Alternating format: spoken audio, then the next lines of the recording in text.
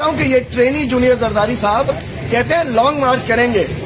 نکلے تو صحیح روڈوں پر, ہر چوراہے پر لوگ آپ سے پوچھیں گے زرداری صاحب دوائیاں کدھر ہیں ہماری. اگلے چوراہے پہ پوچھیں گے زرداری صاحب, جونیئر زرداری صاحب ہماری کتابیں کدھر ہیں. اگلے شہر میں پوچھیں گے جونیئر زرداری صاحب ہمارے روڈ کدھر ہیں. اگلے چوک پہ لوگ پوچھیں گے جونیئر زرداری صاحب ہمارے ٹی ایم اے کے فنڈز کدھر ہیں. اگلے چوراہے پہ پوچھیں گے جونیئر زرداری صاحب ہمارے ہسپتال کدھر ہیں. جواب نہیں ہوگا. وہ لانگ مارچ وہ تھی شہید رانی بے نظیر بھٹو. یہ جونیئر زرداری یا سینئر زرداری یہ لوگ لانگ مارچ اس لیے نہیں نکال سکتے کہ انہوں نے خون چوسا ہے.